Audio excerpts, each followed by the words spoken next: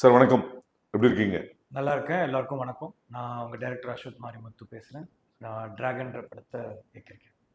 Sir, ஊமை கடவுளைக்கு முன்னாடி யாரா இந்த பையனா இருந்த அஸ்வத், ஊமை கடவுளுக்கு சக்ஸஸ்க்கு அப்புறம் நான் தான் இந்த பையன்ற ஒரு மூமெண்ட் மாறிச்சு. அந்த மூமெண்ட்டோட ஜேர்னி பத்தி கொஞ்சம் சொல்லுங்க. இல்லை, எல்லாருடைய உழைக்கிற எல்லாருக்குமே அதுதான் சார். ஏன்னா உங்களுடைய ப்ராடக்ட் வெளியே வர வரைக்கும் நீங்கள் யாரா அந்த பையன் தான். உங்கள் ப்ராடக்ட் நல்லா இருந்துச்சுன்னா மக்கள் எல்லாரும் ரெக்கக்னைஸ் பண்ணி ஓ அவன் தானே அந்த பையன் அப்படின்னு ரெக்கக்னைஸ் பண்ணுறது தான் சார். எல்லாருக்கும் இருக்கிற ஜேர்னி தான் ஒரு 7 வருஷம். ஆனால் பண்ணுற படம் புதுசாக படம் பண்ணணும், அதில் காம்ப்ரமைஸே இல்லாமல் பண்ணணும். கிடைச்ச பட்ஜெட்டில் 3 கோடிக்கு பண்ணப்பட்ட படம் தான் ஓமை கடவுளே.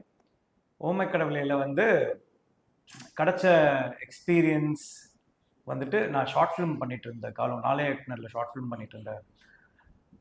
ஒரு 8-9 ஷார்ட் ஃபிலிம் அந்த இதுக்கே பண்ணியிருக்கேன். அதுக்கப்புறம் கெயின் பண்ண எக்ஸ்பீரியன்ஸ், அதுக்கப்புறம் படித்த விஷயங்கள், அதுக்கப்புறம் நிறைய பேரை ஃபாலோ பண்ணது, செல்ஃப் லேர்னிங் நிறையா பண்ணது, அது எல்லாமே சேர்ந்து தான் ஒரு 7 வருஷம் உழைப்பு ஓமை கடவுளே. அந்த ஓமை கடவுளை கொடுத்த பிளாட்ஃபார்ம் அமைச்சு கொடுத்தது தான் டிராகன். அதுக்கப்புறம் பண்ணுற எஸ்டிஆர் சார் படமாக இருக்கட்டும், தெலுங்குல பண்ண படங்களாக இருக்கட்டும், எல்லாமே. சார், இப்போ பொதுவாக டிராகன் சொல்லும் போது அந்த டிராகன் வந்து சக்தி வாய்ந்தது, அறிவானது, இரக்கமானது, மாயை உள்ளது, தனித்துவமானது, பயங்கரமானது கூட சொல்லுவாங்க. ஆனா சைனா பொறுத்த வரைக்கும் ஒரு செல்வமும் பாதுகாப்புக்கும் குறிக்கும் மரபுகளாக சொல்லப்படுது. இந்த டிராகன் எப்படிப்பட்டது? நீங்க ஃபர்ஸ்ட் ஒன்று சொன்னீங்கல்ல டிராகன், அது சம்வேர் நீங்க சொல்ற எல்லாமே டெஃபினேஷன் இந்த கேரக்டர்ல இருக்கு. கொஞ்சம் அராஜகமானது டிராகன், கரெக்டா? டிராகனை பார்த்தாலே கொஞ்சம் ஃபயரா இருக்கும். இது அந்த டிராகன்ற இதை வந்து ஒரு காலேஜுக்குள்ள அடைச்சா எப்படி இருக்கும், அந்த மாதிரி ஒரு விஷயம் தான் இந்த ஹீரோட கேரக்டர். ஒரு ஃப்ளாஸ் நிறைஞ்ச ஒரு இடத்துல என்ன சொல்றது, இப்போ டிராகன் பார்த்தாலே உங்களுக்கு ஒரு அட்டென்ஷன் கிடைக்கும்ல, அந்த மாதிரி இப்போ ஒரு காலேஜில் இருக்கிற ஒரு பையனுக்கு நிக் நேம், இப்போ ஒரு கெத்தான ஒரு பையனுக்கான நிக் நேம் தான் டிராகன். அது ஏன் டிராகன் அப்படின்றது படத்தில் பார்த்து தெரிஞ்சுக்கோங்க. அது ரொம்ப அழகான ஒரு விஷயம், ஆடியன்ஸ் வந்து என்டர்டெயின் ஆகிற மாதிரியான ஒரு விஷயம். அதை நான் பிரேக் பண்ண விரும்பல. பட் அந்த டிராகன்ற பேருக்கு பின்னாடி அது இருக்கு. பட் அந்த டிராகன்ற கேரக்டர் வந்துட்டு ரொம்ப ஒரு ஃபயராக இருக்கணும் அப்படின்றதுனால அந்த பேர். இப்போ பாம்புன்னு ஒரு கேரக்டர் பேர் வைக்கிறோம்னு வச்சுக்கோங்களேன், பாம்பு, காட்டுப்பூச்சி அப்படிலாம் வைக்கிறோம்னா அந்த கேரக்டருக்கான ஒரு இது இருக்கு, குணாதிசயம் இருக்கு. என் ஃப்ரெண்டு ஒருத்தன் பேர் பாம்பு, ஏன்னா வந்து கொஞ்சம் நெட்டையா கொஞ்சம் நெளிவாகவே தான் இருப்பான். ஆனால் இந்த கேரக்டர் வந்து கொஞ்சம் ஒரு ஃபயரான கேரக்டர். ஸோ அது டிராகன். அது ஏன் அந்த டிராகன் உருவாகிறதுன்றதுல ஒரு அழகான ஒரு விஷயம் இருக்கு. அது தேட்டரில் நீங்கள் எக்ஸ்பீரியன்ஸ் பண்ணால் நல்லா. சார், இப்போ புஷ்பா வந்த போது புஷ்பா சொல்லும் போது சொன்னாங்க புஷ்பான்றது ஃப்ளவர் இல்லை ஃபயர் சொன்னாங்க. அது மாதிரி ஒரு லைன்ல டிராகன் சொன்னா ஒன் லைன்ல என்ன சொல்லுவீங்க? டிராகன்றது ஒரு youth fire. Dragon youth fire. Fine sir. Ashwath Marimuthu உங்க பேர். அஸ்வத்னா a one who is strong like a ஹார்ஸ்ன்னு சொல்லுவாங்க. அஸ்வத்தோட மீனிங் உங்களை நீங்க ஸ்ட்ராங்கா சொல்லணும்னா எந்த குவாலிட்டி சொல்லுவீங்க? கன்சிஸ்டன்சியா, ஸ்டெபிலிட்டியா, டீப் விஸ்டமா, இல்ல என்டூரன்ஸா? ஏன்னா பகவத்கீதையில வந்து சாப்டர் 15 வெர்ஷன் 1ல கிருஷ்ணர் வந்து அந்த ஒரு விஷயம் சொல்லியிருக்காரு அஸ்வத்தை பத்தி. சோ நீங்க உங்களை நீங்க எப்படி டிஃபைன் பண்ணுவீங்க? கிட்டத்தட்ட ஹார்ஸை குறிக்கிறது தான் நினைக்கிறேன். அஸ்வத்தாமா பூஜை அப்படின்லாம் இருக்கு. பட் என்ன நான் எதுன்றது சொல்லுவேன்னா, ஓப்பன் ஐ மீன் மனசுல இருக்கிறது அப்படியே பேசுறது. I think that is Ashwath. அதாவது யாருக்குமே தப்பு நினைக்காம எல்லாரும் நல்லா இருக்கணும், நம்மளும் நல்லா இருக்கணும்னு நினைக்கிற கேரக்டர். அதை எப்படி சொல்லலாம்னா, ஒர்க் வைஸ்ல சொல்லணும்னா கன்சிஸ்டன்சி. சார், இப்போ உங்க அசோசியேஷன் வித் ஏஜிஎஸ், அதாவது ஃபர்ஸ்ட் படம் வித் ஏஜிஎஸ், உங்களோட 2வது படம். ஸோ இந்த 2வது படம் முடியறதுக்குள்ள அதே கம்பெனியில் 3வது படம் ஜஸ்ட் அனௌன்ஸ்மெண்ட்டா இல்லாம ஒரு போஸ்டரோ ஒரு டைட்டிலையோ தெரிக்க விட்டுட்டீங்க. ஸோ உங்களுக்கும் அகோரம் சார், கணேஷ் சுரேஷ் சார் அவங்களோட டிராவல் பத்தி, ஏஜிஎஸ் பத்தி. கல்பாத்தி அகோரம் சார் வந்துட்டு எனக்கு தெரிஞ்ச லைஃப்ல கிடைச்சிருக்கு இப்போ ஒரு மென்டர் மாதிரின்னு வச்சுக்கோங்களேன். அதாவது ஒருத்தர்கிட்ட போயிட்டு நான் நார்மலா இருக்க முடியுது ஒரு ப்ரொடியூசர் கிட்ட, அந்த ப்ரொடியூசர் வந்து நம்ம எது பண்ணாலும் தட்டி கொடுக்குறாரு, நல்லா இல்லாத விஷயத்த அவர்கிட்ட கொண்டு போனது இது வரைக்கும் இல்லை. அதே மாதிரி ஒரு விஷயம் நல்லா இருக்குன்னா அவர் வந்து அது வந்து வேணான்னு சொன்னதே இல்லை. இப்போ இந்த இடத்துக்கு ஒரு பட்ஜெட் தேவைப்படுது அப்படின்னா அவர் வந்து நான் டேரக்டர் சொன்னா கரெக்டாக இருக்கும்னு இது பண்ணிப்பார். அவருக்கு தேவை கதை, அவருக்கு பிடிச்சிருச்சுன்னா அவ்வளோதான். அதே மாதிரி அவர் வந்து இந்த ஹாலிவுட்ல கதை கேட்குற மாதிரிலாம் கேட்க மாட்டார். அவர் வந்து இப்போ நம்ம ஒரு பட்டுக்கோட்டையில், மேட்டூரில், சேலம்ல, தாராபுரத்தில், ராசிபுரத்தில் இந்த மாதிரி ஒருத்தர் வந்து படம் பார்க்குறவனுக்கு இந்த படம் பிடிக்குமா அப்படின்ற ஒரு வெகுஜன மக்களை ரெப்ரசென்ட் பண்ணுறது தான் அகோரம் சார். அந்த அவரை சாட்டிஸ்ஃபை பண்ணிட்டாலே காமன் ஆடியன்ஸை சாட்டிஸ்ஃபை பண்ணிடலாம் அப்படின்றது என்னுடைய இது. ஸோ அதே மாதிரி இப்போ ஏஜிஎஸ் 26 பண்ணிட்டு இருக்கும் போதே ஏஜிஎஸ் 27 அவங்க அனௌன்ஸ் பண்றாங்க படம். இத்தனைக்கும் அவங்க படம் கூட ஃபைனல் அவுட் பார்க்கல. அதுக்கு முன்னாடியே படம் இப்போ டிராகன் இன்னும் ஷூட்டிங் போயிட்டு தான் இருக்கு. அனௌன்ஸ் பண்றாங்கன்னா அது ஒன்றும் அவங்களோட பெருந்தன்மை, இன்னொன்று அந்த டைரக்டர் மேலே வச்சிருக்க, என் மேலே வச்சிருக்க நம்பிக்கை. ஏதோ ஒரு வகையில் அவங்க காசை வேஸ்ட் பண்ணாமல் கொடுத்த பட்ஜெட்டில், சொன்ன டைமில், சொன்ன நம்பர் ஆஃப் டேஸில் சொன்ன மாதிரியே அவங்க படத்தை எடுத்து கொடுத்தன்றதுல அவங்க ஹாப்பியாக இருந்திருக்காங்கன்னு நினைக்கிறேன். என்னோட சின்சியாரிட்டியை பார்த்துருக்காங்க. அதுக்கான ரெக்கக்னிஷன் தான் அடுத்தது. உங்கள் travel with creative producer Archana and Aishwarya. Archana ma'am வந்துட்டு அதான் இப்போ அகோரம் சார் கிட்ட எதுவுமே ஸ்ட்ரெயிட்டாக போகாமல், சரி அவர்கிட்ட போனால் இது கொஞ்சம் நடக்காது அப்படின்னா நான் ஃபர்ஸ்ட் எடுக்கிற ரூட் வந்து அர்ச்சனா மேம். அர்ச்சனா மேமை கன்வின்ஸ் பண்ணால் அவங்க போய் எப்படியாவது அகோரம் சாரை கன்வின்ஸ் பண்ணுறாங்க. அதே மாதிரி அர்ச்சனா மேம் வந்துட்டு ஆல்மோஸ்ட் சிமிலர் ஏஜ் அண்ட் அந்த ஒரு இது இருக்கிறதுனால have a very sisterly feeling towards sir.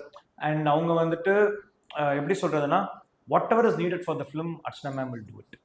And if you are doing anything new she will appreciate. இப்போ சிலதெல்லாம் கொஞ்சம் இப்போ ஃபார் எக்ஸாம்பிள் நம்மளோட ப்ரோமோ வீடியோ இருக்குல்ல, அனௌன்ஸ்மெண்ட் வீடியோ, எந்த வீடியோ பண்ணுவோம்ல, அந்த வீடியோ வந்துட்டு இது அஸ்வத் இது வேணாமே, இது கொஞ்சம் ஏதாவது கான்ட்ரவர்சி ஆகிடும் அப்படிலாம் அவங்க பார்க்கல. அவங்க அதை பார்த்து என்ஜாய் பண்ணி ஒரு நார்மல் ஒரு இதுவாக அவங்க டேலண்ட்டை ரெக்கக்னைஸ் பண்ணுற விதம் வந்து எனக்கு ரொம்ப உதாரணத்துக்கு அந்த கதற ப்ரோமோ கூட. ஆமாம், அந்த ப்ரோமோ தான் அதுதான் சொல்கிறேன். அண்ட் அர்ச்சனா மேம் கிட்ட என்னன்னா, you can you can Sheel இப்போ நம்ம ஏதாவது ஒரு விஷயம் வேணும்னா அவங்கள கன்வின்ஸ் பண்ணணும்னா ஷீல் ஆல்சோ ஹேவ் அர் தாட். அதுலேருந்து நான் ஆக்சுவலாக நிறைய எடுத்துக்கலாம், இன்சைட்ஸ் எடுத்துக்கிட்டு ஓகே இந்த டைரக்ஷனில் போவேன்னா அப்படி அந்த மாதிரி சில விஷயங்கள்லாம் எங்களுக்குள்ள நடந்திருக்கு. And if something is very much needed அவங்கள வந்து இப்போ வெங்கட் மாணிக்கம் சார்கிட்ட வந்து நடக்கலைன்னா நான் அர்ச்சனா மேம் கிட்ட வந்து கேட்டு அதை ஓகே பண்ணுறேன். ஸோ ஷீ இஸ் தட் என்ன சொல்கிறது with one person whom as also அவங்க ஒரு விமன் ப்ரொடியூசர்ன்றதுனால எனக்கு இன்னும் அது எனக்கு ஒரு அழகாக இருக்குது அந்த ரிலேஷன்ஷிப்பு. ஏன்னா என்னோட ஃபர்ஸ்ட் படமும் ஒரு விமன் ப்ரொடியூசர் அண்ட் இவங்களும் வந்து ஒரு விமன் ப்ரொடியூசர். இவங்க கூட வந்து பேசும்போது இது பண்ணும்போது அந்த lot of respect that they show அந்த டைரக்டர் இருக்குல்ல, அது ரொம்ப அழகாக. அண்ட் சில விஷயம்லாம் அவங்க என்ஜாய் பண்ணுறதை பார்த்தாலே அழகாக இருக்கும். நீங்கள் அர்ச்சனா மேம் கிட்ட சில விஷயம் போட்டு காமிச்சு அவங்க என்ஜாய் பண்ணுறதை பார்த்தாலே ரொம்ப அழகாக இருக்கும்.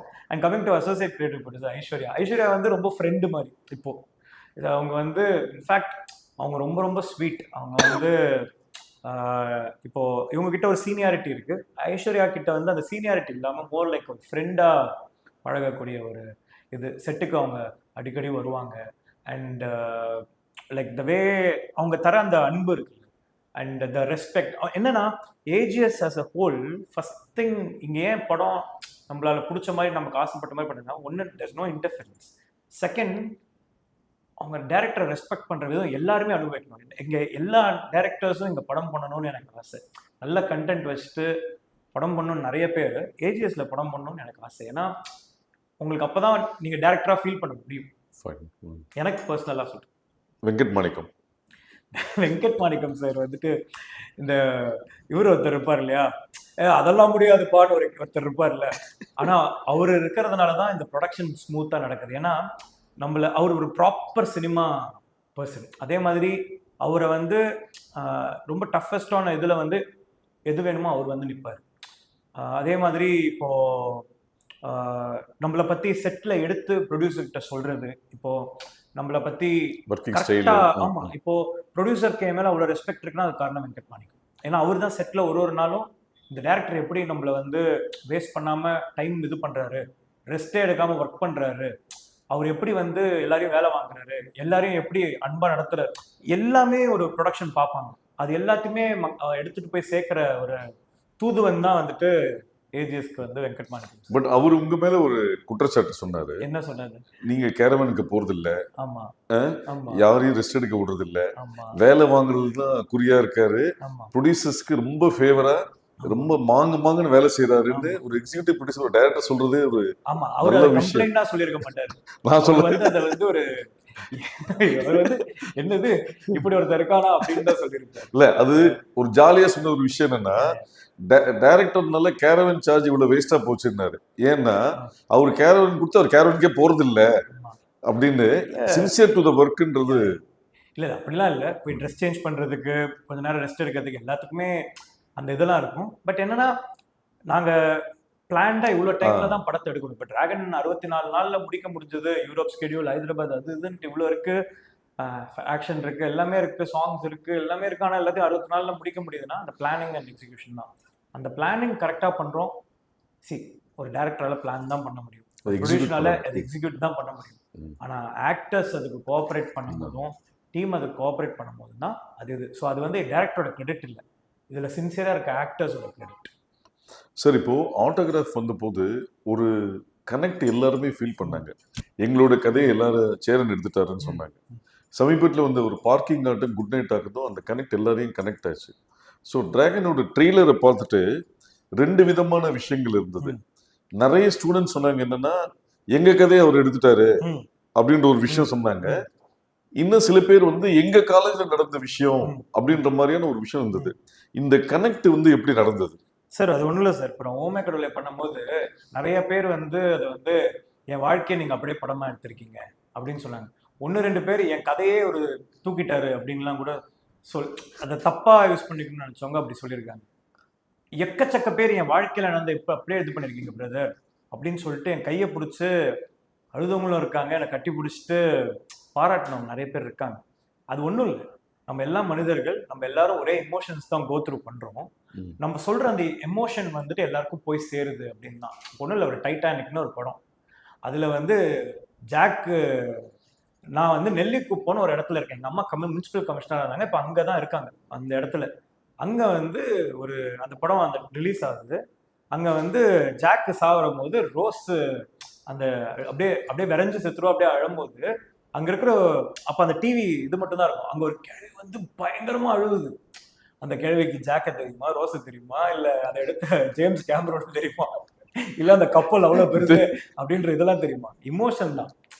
அந்த இமோஷன் வந்து அவங்களுக்கு போய் சேரும் போது அவங்க வந்து அவங்க வாழ்க்கையோட கனெக்ட் பண்ணிக்கிறாங்க. இதுதான் அதுக்கான. சார், இந்த ஸ்கிரிப்ட் வந்து உங்க லைஃப்ல நீங்க பார்த்ததா, அனுபவித்ததா, கடந்து வந்ததா? இது அப்படியே என் வாழ்க்கையில நடந்த கதை அப்படி கிடையாது. எப்படி இப்போ ஓமே கடவுளை வந்து ஒரு பெஸ்ட் ஃப்ரெண்டை கல்யாணம் பண்ண அப்படி இருக்குன்னா, எனக்கு ஒரு பெஸ்ட் ஃப்ரெண்டை லவ் பண்ண அது வரைக்கும் உண்மை. எனக்கு கடவுள் டிக்கெட் கொடுத்தாரானா அதெல்லாம் கிடையாது. அப்படிலாம் இருந்தா என்ன எங்கே தூக்கி போய் உட்கார வச்சிருப்பான் நேரம். அதனால இதுல இந்த டிராகன்ற கேரக்டரோட நிறைய ஆட்ரிபியூட்ஸ் என்னோட இது இருக்கு. அதே மாதிரி இப்போ மரியம் ஜார்ஜ் தான் அப்பா கேரக்டர் பிளே பண்ணிருக்காரு. இப்போ அவர் ஒரு சோல்னா போய் மாட்டிட்டே இருப்பாரு. அது ஒரிஜினல் எங்க அப்பாவோட சோல்னா போய் அதை எடுத்துட்டு வந்து இந்த படத்துல வச்சிருக்கேன். அந்த கேரக்டர் வந்துட்டு அவர் நிறைய ரெசனேட் பண்ணும். ஒரு ரொம்ப ரொம்ப வெள்ளந்தியான ஒரு ஆள் அப்படின்னு அவர் பார்க்கும்போது உங்களுக்கு அப்படியே அது ரெசனேட் பண்ணும். இப்போ சித்ரான்றது எங்க அம்மா பேர், அதனால சித்ரான்னு வச்சிருக்கேன். இப்போ ஃப்ரெண்ட்ஸ் இந்த கேங் இருக்கும் இல்லையா, அதுல ஒருத்தன் பேர் அன்பு, பாம்பு, இவங்கெல்லாம் வந்து அப்படியே இந்த பேச்சுலர் ரூம் மாதிரி கிரியேட் பண்ணி கண்டென்ட் வேற போயிட்டே இருக்கும். பட் இந்த நம்ம லைஃபோட நம்ம பார்த்த விஷயங்களோட அதை இது பண்ணும்போது, இப்போ நான் ட்ரிப்ளிகேன்ல தான் பிறந்தேன். ட்ரிப்ளிகேன்லயே அதே இடத்துல அதே லொகேஷன்லயே இந்த படத்தை ஷூட் பண்ணி. ஸோ இந்த மாதிரி சில நுவான்சஸ், அந்த ட்ரைட்ஸ் அதெல்லாம் வந்து டிராகனுக்கு இருக்கும். ஆனா மொத்தமா இது டிராகன் வந்து அப்படி இருந்தா எனக்கு தூக்கி போய் இங்க உள்ள வச்சிருவாங்க. சார், இந்த ஜார்ஜ் மரியம் மாதிரி ஒரு அப்பா கேரக்டரை நீங்க சந்திச்சிருக்கீங்களா சார்? எங்க அப்பா அம்மாவோட மிக்ஸ் தான் ஜார்ஜ் மரியம். நீங்க படம் பார்க்கும்போது யூஸ்வலா படம் எடுப்பாங்க சார், எப்படி எடுப்பாங்கன்னா அவங்க படத்துல அவங்க பட்ட கஷ்டத்தை வந்து படத்துல படமா எடுத்திருப்பாங்க. ஆனா நான் மற்றவங்களை எப்படி கஷ்டப்படுத்திருக்கேன்றத படமா எடுத்திருக்கேன். அது வந்து டிராகன் வந்து உங்களோட 10 வருஷ கனவுன்னு ஒரு விஷயம் சமீபத்தில் சொல்லப்பட்டது. இந்த பாரதியார் சொன்ன மாதிரி கனவு மெய்ப்பட வேண்டும்ன்ற மாதிரி உங்க கனவு வந்து 21ஆம் தேதி மெய்ப்பட போகுது. அது நீங்க எப்படி? இல்ல, கனவு மெய்ப்பட்டுடுச்சு சார். அது ஒரு ஃபர்ஸ்ட் படத்துல பண்ண 21ஆம் தேதி வர்றது வந்து படம் ரிலீஸ் ஆகி மக்கள் எப்படி அதை ரிசீவ் பண்ண போறாங்க. ஆனா நாங்க 2 பேரும் சேர்ந்து படம் பண்ணணும், அது ஒரு ப்ரொடியூசர் ப்ரொடியூஸ் பண்ணணும், அது இவ்வளவு இந்த பொருள் செலவுல அது எல்லாம் நினைச்ச மாதிரி ஒரு படத்தை எடுக்கிறதுக்கு அமைச்சு கொடுத்தது வந்து இறைவனுக்கு நன்றி. நாங்க பார்த்த வேலைக்கு இதுக்கு முன்னாடி வேலை பார்த்ததுக்கு நன்றி. அவ்வளவுதான். சார் ஓமை கடவுளையில் வந்து ஒரு முக்கியமான டைலாக் வந்து உங்களுக்கு சொன்னா புரியாது சார். ஆமா ஸோ இப்போ இந்த டிராகன்லையுமே அது ரிப்பீட் ஆமா ஆகுது. ஆமா ஸோ இது எதுக்குண்டான லீட்? அஸ்வத் மாரிமுத்துவோட சினிமாட்டிக் யூனிவர்ஸா கன்வெர்ட் பண்ணதுக்கு உண்டான லீடா? இல்ல அந்த மாதிரி எல்லாம் இல்லை சார். இது வந்து அந்த உனக்கு சொன்னா புரியாது சார், ரொம்ப ஃபேமஸான ஒரு இது. அதே மாதிரி அந்த சுச்சுவேஷன்ல அந்த ஹீரோ அந்த இடத்துல சொல்றதுக்கு ஒரு டயலாக் வேணும். ஏன்னா அந்த மாதிரி இப்போ அவன் கடவுளை பார்த்து திரும்பி வரான், ஏன் அவன் பைத்தியம் மாதிரி பண்றான், ஏய் ஏன்டா அப்படி பண்ற அப்படிங்கும்போது சொன்னா புரியாது சார் அப்படின்ட்டு அந்த படத்துல இருக்கும். ஆனா இப்போ இந்த படத்துல ஹீரோக்கு ஒரு விஷயம் நடக்குது, அது வந்து நடக்கிறதுனால அவன் அப்படி ரியாக்ட் பண்றான், அப்படியே கத்துறான், பைத்தியம் மாதிரி அப்படி கத்துறான். அப்போ அதை பார்த்துட்டு இருக்க கௌதம் மேனன் சார், ஏய் என்னடா ஆச்சு, ஏன்டா இப்படி பண்ற, அந்த இடத்துக்கு சம்மந்தம் இல்லாம பண்றான் சார். அது உங்களுக்கு சொன்னா புரியாது சார். ஏன்னா அவர்கிட்ட சொல்ல முடியாது அது ஏன்ட்டு. நான் கடவுள்கிட்ட டிக்கெட் வாங்கிட்டு வந்திருக்கேன்றத சொல்ல முடியாதோ அதே மாதிரி இங்க சொல்ல முடியாது அது ஏன்னு. அதனாலதான் உங்களுக்கு சொன்னா புரியாது சார். என் கதைகள் அது வர்றதுனால அந்த டைலாக் வருது. இன்னொன்னு இன்டென்ஷனலா தான் அந்த டைலாக் வச்சேன். இப்போ எப்படி கேர்லி ஹேர் வந்து எனக்கு ரொம்ப பிடிக்குமோ அந்த டைலாக் வந்து எனக்கு ரொம்ப பிடிச்ச வருது. அதோட இந்த படத்துல பண்ணி, ஆனா ட்ரெய்லர் எடிட்ல வச்சது வந்து எடிட்டருடைய வேலை. சார் விஜய், சித்து, அஷ்ரத் இந்த ஃப்ரேம்ல வந்ததுக்கு உண்டான காரணம் என்ன? கதையின் களமா இல்லை அவங்க சோஷியல் மீடியாவில் ரொம்ப பாப்புலராக இருக்கிறதுனால அந்த ஆடியன்ஸை டார்கெட் பண்ணுறதுனால? இல்லை சார், அவங்க ரெண்டு பேருமே வந்துட்டு அவங்க ஒரு 200K வியூஸ் விஜய் சித்து vlogs இருக்கும் போதே அவங்க ஃபேன் ஆகி, இன்ஃபேக்ட் நான் கொஞ்சம் டவுனாக இருக்கும்போது அவங்க வீடியோஸ் பார்த்து நான் ரொம்ப ஹாப்பியாகி அவங்க ரெண்டு பேருக்கும் ரீச் அவுட் பண்ணி எனக்கு நீங்கள் படத்தில் நடிக்கணும்னு சொல்லிட்டேன் சார். அண்ட் இப்போ அவங்க ரெண்டு பேரும் கவுண்டமணி செந்தில் மாதிரி இந்த படத்துக்கு அவங்க வந்து அவங்கள வச்சா இது அந்த மாதிரி இது பண்ணல சார். அவங்க ரெண்டு பேரும் ஆக்டர்ஸாக இந்த படத்தில் யூஸ் பண்ணியிருக்கேன். ஏன்னா அவங்க ரெண்டு பேரோட டேலண்ட் எனக்கு பிடிக்கும் அப்படின்னு சொல்லிட்டு. அதே மாதிரி விஜய் சித்துலாம் அதே மாதிரி அவங்களும் யூடியூப்லேருந்து வரும்போது ஒரு மைண்ட் செட் விடுவாங்க, எக்ஸ்ட்ரா டைலாக் போடலாமா, அதெல்லாம் இல்லை. இங்கே என்ன சொல்கிறோமோ இதுதான் டைலாக் அப்படின்றது அது விஜய் சித்துக்கு வந்த ஃபர்ஸ்ட் நாள் தெரிஞ்சிச்சு. அதனால் அவர் போயிட்டு அர்ஷத் கிட்ட, டே எக்ஸ்ட்ரா டைலாக் போடுறேன் அது இதுலாம் இது பண்ணாத, அந்த ஆள் கொஞ்சம் ஒரு மாதிரி என்ன வேணுமோ அது மட்டும்தான் எடுப்பான் அப்படின்னு சொல்லி அவங்க ரெண்டு பேருமே இது சார். அதே மாதிரி அவங்க இதுக்கப்புறம் வேற எந்த படம் பெருசாக நடிக்கல சார். அதுலேயே உங்களுக்கு தெரிஞ்சிருக்கும் அவங்க இன்டென்ஷன் வந்து இந்த ஆள் நம்ம இதுக்கெல்லாம் முன்னாடி நம்மளுக்கு பிடிச்சி வந்தால் அவனுக்கு நம்ம இந்த படம் பண்ணணும் அப்படின்னு சொல்லிட்டு தான் விஜய் சித்து மெயினா நம்ம படத்தில் நடிச்சாங்க சார். Fine sir. இப்போது பிரதீப் வந்து டைரக்டராக இன்ட்ரடியூஸ் ஆகி ஹீரோவாக மாறினார். ஆனால் அஸ்வத் டைரக்டராக தான் வந்தார், டிராகன்ல நடிக்கிறாரு. ஸோ நெக்ஸ்ட் டிரான்சிஷன் ஹீரோவா? அதெல்லாம் இல்லை சார். நான் வந்து சூழ்நிலை காரணத்தினால தான் இந்த படத்தில் நடிக்க வேண்டியதாக போச்சு. அண்ட் படத்தோட லாஸ்ட் டே அதுதான். ஆக்சுவலாக வேற ஒரு ஆக்டர் நடிக்கிறதா இருந்தது, ஆனால் ஒரு சில சுச்சுவேஷன்ஸ்னால அவரால் அதை பண்ண முடியல. இப்போ அந்த டைமில் தான் அந்த ப்ரோமோ வீடியோ ரிலீஸ் ஆகிருக்குது. அதனால என் டீம் பிரதீப் எல்லாருமே இப்போ நீங்களே அதை பண்ணிட்டீங்கன்னு கன்வின்ஸ் பண்ணதுனால அந்த கேரக்டர் நான் பண்ணேன். மற்றபடி நடிக்கிற இதெல்லாம் இல்லை சார். பட் யாராவது நான் ரொம்ப நம்புறவங்க நிஜமாலே நான் வேணும்னு கேட்டாங்கன்னா போய் நடிச்சு கொடுத்துட்டு வருவேன் சார். Super sir. இல்லை மிஷ்கின் வந்து ஒரு டைலாக் சொல்லியிருப்பாரு, இந்த காலேஜ் லைஃப்ல வந்து இவன் கெத்தாக இருப்பான், ஆனால் இதே டோனில் வெளில போனால் ஒரு நாய் கூட மதிக்காது என்பது. அதோட வீரியத்துக்கு என்ன காரணம், எதோட பாதிப்பு அது? என் லைஃப்லேயே நடந்திருக்கு சார். நான் காலேஜில் இருக்கும்போது எல்லாரும் எனக்கு கெத்தாக பார்ப்பாங்க, என் கூட நிறைய பேர் இருப்பாங்க, நிறைய பேர் என் கூட ஃப்ரெண்ட்ஸாக இருந்தால் விதி தெரியும்லாம் இருப்பாங்க. ஆனால் காலேஜ் விட்டு வெளியே போனால் எனக்கு ஒரு 2-3 ஃப்ரெண்ட்ஸ் எங்கே இருந்தாங்களோ அவனுக்கு மட்டும்தான் அப்படியே என்னை பார்த்துக்கிட்டு அவனுக்கு இருந்தானுங்க. பட் வெளியே வரும்போது தான் ரியாலிட்டி புரிஞ்சுது. காலேஜ் விட்டு வெளியே காலேஜுக்குள்ளே நீங்கள் எவ்வளோ பெரிய இந்த இதெல்லாம் பண்ணாலுமே வெளியே அந்த ரியாலிட்டியை ஃபேஸ் பண்ணும்போது தான் நம்ம எவ்வளோ பெரிய ஜீரோன்றது தெரியும். என்னால் அதை ஃபீல் பண்ண முடிஞ்சது. அதுதான் இந்த கேரக்டரில் நான் அப்படியே அதை ஸ்ட்ராங்காக சொல்லியிருக்கேன் சார். இந்த உங்களோட ஃபர்ஸ்ட் படமாகட்டும் இந்த படமாகட்டும், இந்த ட்ரெய்லரில் வச்சு ஒரு விஷயம் என்ன ஜட்ஜ் பண்ணாங்கன்னா, இதில் வந்து விஷுவல் ட்ரீட் இருக்கு, கனெக்டிவிட்டி இருக்கு, அதை மீறி இந்த படத்தோட வசனங்கள் வந்து ரொம்ப பாதிப்பை ஏற்படுத்துதுன்றது ஓவராலா சொல்லப்பட்ட ஒரு விஷயம். எந்த இன்னைக்கு இருக்கிற ட்ரெண்ட் வந்து ஒரு செலிபிரிட்டி வச்சு ட்வீட் பண்ணணும் அப்படின்னு, அது இல்லாமல் ஆர்கானிக்காக ரிலீஸ் ஆன 10 hours பெரிய லெவலில் ரீச் ஆச்சு. இதில் குறிப்பிட்டு நிறைய பேர் சொல்கிற விஷயங்கள் என்னென்னா, அந்த ஜார்ஜ் அவர் சொல்கிறாரு, என்கிட்ட சம்பளம் வாங்கிட்டு என்கிட்டே நீ சித்து சொல்லுவார் கொடுக்குற, இதுதான்டா முதல் டைம் பார்க்குறேன் அப்படின்றது உண்டு. ஆனால் நீ நல்ல லவராக இருக்கலாம், ஆனால் என் நல்ல லைஃப் பார்ட்னராக இருக்க முடியாது. அது ஒரு விஷயம் அங்கே ஜோல்ட்டாச்சு. ரீசன் கேட்டபோது நீ ஒரு ஃபெயிலியர் ஆகணும் அப்படின்னு ஒரு விஷயம் வந்தது. அப்புறம் அவர் சொல்வார், கையாடு சொல்ல, நான் தப்பாக முடிவு எடுத்துட்டேன் போது உங்கள் கேரக்டர் வந்து தப்பு பண்ணுறதுனால ஒரு தப்பு லைஃப் மாறுதுன்னா தப்பு இல்லைன்னு சொல்கிறீங்க. ஸோ இது என்ன கன்வின்ஸ் பண்ண வரீங்க? நான் எதுவுமே இது படத்தோட போக்கில் வர டைலாக்ஸ். பட் அந்த டைலாக் இருக்கு இல்லையா, ஒரு தப்பு பண்றதுனால லைஃப் டைம் மாறணும்னா அந்த தப்பு பண்றது தப்பே இல்லை அப்படின்ற கொஸ்டினை நான் மக்கள் கிட்ட வைக்கிறேன். அது கரெக்டா இல்லையான்றது. ஆனா அது கிடையாது. நம்ம பண்ற தப்பு நம்மளை திருப்பி திருப்பி துரத்தி அடிக்கும் அப்படின்றது தான் நான் சொல்ல விரும்புகிறேன். அப்புறம் இந்த ஒரு லவ் ஃபெயிலியர் ஆனோடனே ஸ்னேகா கேரக்டர் சொல்லுது நீங்க போதையே உன் லைஃப் ஸ்னேகா ஸ்னேகா கேரக்டர் சொல்லுங்க இதுல வந்து உன் லைஃப் கெடுத்துக்காத உனக்கு ஒரு லைஃப் இருக்குன்ற போது ஸோ லவ் ஃபெயிலியர்னாலே அது போதைக்கு தான் போவான்ற மாதிரியான ஒரு விஷயம் இருக்கா? அப்படி இல்லை சார். ஃபெயிலியர்ன்றது நம்ம லைஃப்ல ஹீரோக்கு அந்த இடத்துல ஒரு விஷயம் நடக்கும், உங்களை நீங்களே அழிச்சுக்காம லைஃப்ல சக்சஸ்ஃபுல்லாக வழியை பாருங்க அப்படின்ட்டு நம்ம டவுன்ல இருக்கும்போது வேற யாரோ ஒருத்தங்க நம்ம லைஃப்ல சொல்லியிருப்பாங்க, உங்களுக்கு சொல்லியிருப்பாங்க, பார்க்குற ஆடியன்ஸ்க்கு சொல்லியிருப்பாங்க, ஏன்னா உன்னே நீயே அடிச்சுக்கிற நம்ம அப்பா அம்மா சொல்லியிருப்பாங்க. இந்த படத்துல ஒரு டாக்டர் கேரக்டர் வந்து அவனுக்கு சொல்லுது. அதுதான் அதை வந்து ஸ்னேகா மேம் மாதிரி ஒருத்தவங்க சொல்லும் போது ஏன் அது அழகா இருக்கும்னா, ஏன் அவங்களை போட்டு நான் அந்த கேரக்டருக்கு கெஸ்ட் அப்பியரன்ஸா ஒரு விமன் ரொம்ப அழகானவங்க, அவங்களும் லைஃப்ல லவ் இதெல்லாம் பார்த்துட்டு வந்திருப்பாங்க. அவங்க எக்ஸ்பீரியன்ஸை வச்சு தம்பி இதெல்லாம் நாங்களும் பார்த்துருக்கோம், ஆனால் எக்ஸ்பீரியன்ஸில் ஒன்று சொல்கிறேன் கேளு, கன்வின்சிங்காக இருக்கும். அதை ஸ்னேகா மேம் மாதிரி ஒருத்தங்க பண்ணும்போது ரொம்ப கன்வின்சிங்காக இருக்கும் அப்படின்றதுனால தான் அது லைக் அவங்க எக்ஸ்பீரியன்ஸ் பேசணுன்றது தான் அந்த கேரக்டர். பிரதீப் என்ன சொல்றாரு ஒரு சைட்ல, நல்ல பையனா இருந்தா நல்லா பிடிச்சா பொண்ணுங்களுக்கு பிடிக்கும்ன்றது பொய்ன்றாரு, ஆனா ஓப்பனிங்ல பேட் பாய்ஸ் தான் எனக்கு பிடிக்கும் அப்படின்றாரு. ஸோ டிராகன் என்ன சொல்ல வருது? ஒன்றும் இல்லை சார், ஒரு காலகட்டங்களில் நம்மளோட ப்ரையாரிட்டிஸ் மாறும். ஒரு ஸ்கூல்லேருந்து காலேஜ் போகிறவங்களுக்கு வந்துட்டு எனக்கு ஒரு பேட் பாய் தான் வேணும், அப்போ தான் ஒரு காலேஜ் போகும்போது கெத்தாக இருக்கும்னு தோணும். ஆனால் காலேஜ் விட்டு வெளியே வந்ததுக்கப்புறமா திருப்பி லைஃப்பில் செட்டில் ஆன ஒருத்தனா இருக்கணும்னு பார்ப்பாங்க. சேஃபாக செக்யூராக இருக்கும், they'll feel secure, safe and everything. இதெல்லாம் நீங்கள் கனெக்ட் பண்ணி பார்த்தீங்கனாலே உங்களுக்கு புரிஞ்சிடும் ஒரு மாதிரி நான் என்ன சொல்ல வரேன் அப்படின்றது. அண்ட் தத்துவங்களும் இதுவும் அந்தந்த பீரியடுக்கு தான் சார் ஒரு மாதிரி இருக்கும். நம்மளுக்கு இப்போது நம்மளோட வயசில் 10 வயசு மூட்டவங்க இருக்காங்க, ஒன்று சொல்கிறாங்கன்னா ஐயே பூமர் அப்படின்னு, ஆனால் அது அவங்க அனுபவத்தில் சொல்கிறாங்க. சரியா? நம்ம அதே மாதிரி உங்களுக்கே லைஃப்பில் என்ன ஆகும்னா திடீர்னு ஒருத்தனுக்கு சொல்லுவீங்க, ஆஹா இதே விஷயத்த நமக்கு ஒரு 10 வருஷம் முன்னாடி ஒருத்தருக்கு சொல்லியிருக்காங்களே, நம்ம அவங்க எப்படி பார்த்துருக்கோம் அப்படின்னு ஒரு ஃபீல் ஒன்று வந்திருக்கும் சார். எல்லாருக்குமே அந்த வரும் ஏஜ் ஆக ஆக. அந்த மாதிரியான விஷயம் தான் சார். ஸோ இப்போ social மீடியாவோட இம்பேக்ட்ல how it's influenced your marketing strategy?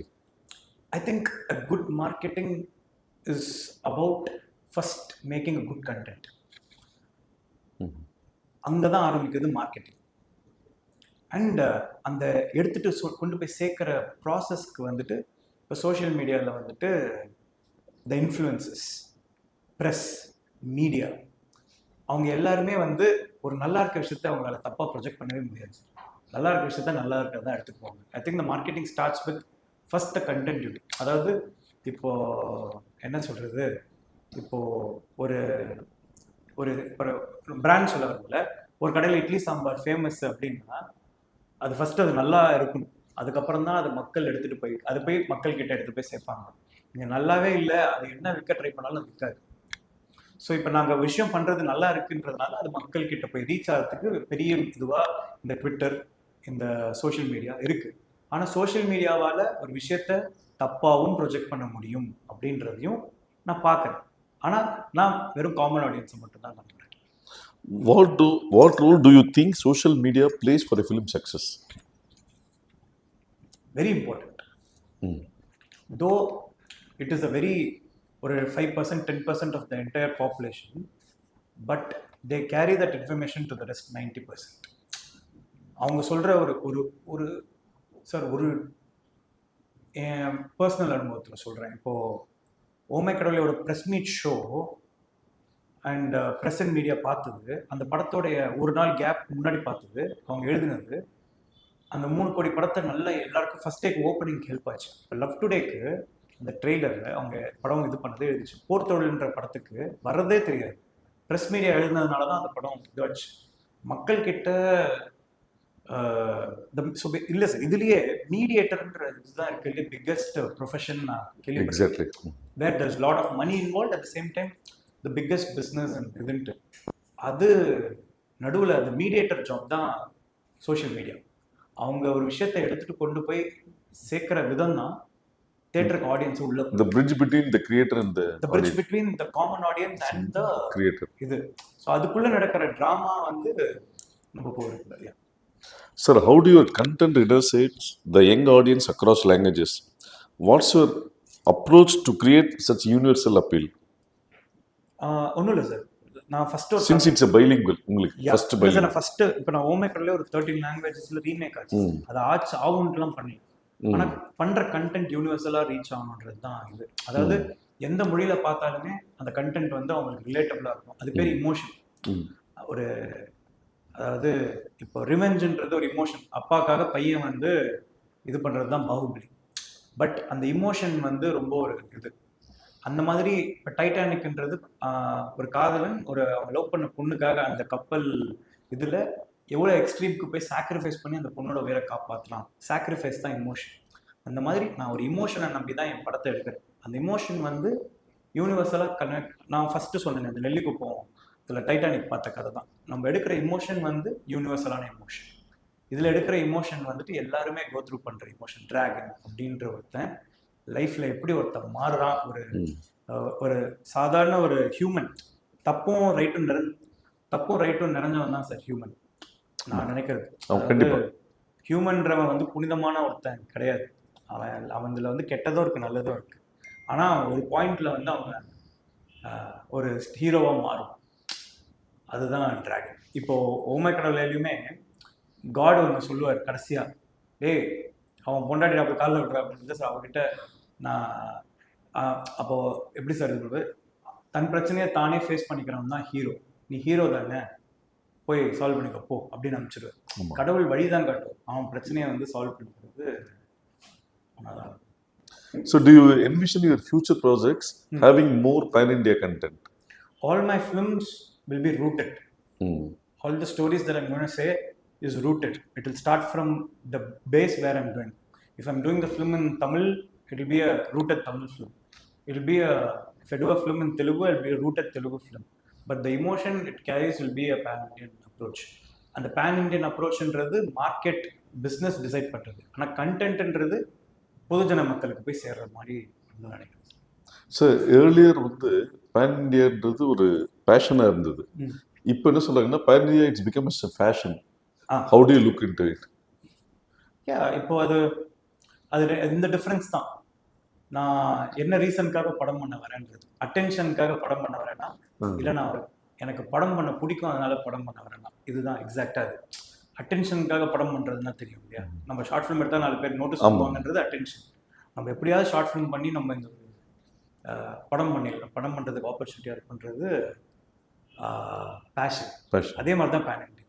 உங்கள் கண்டென்ட்டை வந்து மக்களுக்கு எடுத்துகிட்டு போய் சேர்க்கணுன்றது உலக மக்கள் எடுத்துகிட்டு பேன் இண்டியா. அதுக்கு ரூட் வந்து கண்டென்ட். சார் நம்ம எல்லாருக்குமே பிடிச்ச ஒரு கதாசிரியர் இயக்குனர் பாக்யராஜ் சார். ஸோ பாக்யராஜ் சாரோட இனிஷியலான படங்கள் எல்லா படமும் தமிழில் அவர் பண்ணுவார், தெலுங்குல வெங்கடேஷ் பண்ணுவாங்க, கன்னடத்தில் ரவிச்சந்திரன் பண்ணுவார், ஹிந்தியில் அனில் கபூர் பண்ணி எல்லா படமுமே சக்ஸஸ் ஆயிருக்கு. ஸோ அதுதான் இப்போ பேன் இண்டியாவா கன்வெர்ட் ஆயிருக்குன்னு நீங்கள் நினைக்கிறீங்க? ஆக்சுவலாக பேன் இண்டியாவில் என்னென்னா சார், முன்னெல்லாம் வந்து ஒரு லாங்குவேஜில் பண்ணுற படம் வந்து வேற்றுமொழி ஆட்களுக்கு தெரியாதுன்றதுனால ரீமேக்ன்ற கல்ச்சர் இதுவாக இருந்து நல்லா போச்சு சார். இப்போ எனக்கே ஓமைக்கடவுளை வந்து நான் தெலுங்குல பண்ணும்போது அங்கே இருக்கிற ஆடியன்ஸ் எல்லாருமே அதை ஆல்ரெடி ஓமைக்கடவுளை பார்த்துட்டாங்க.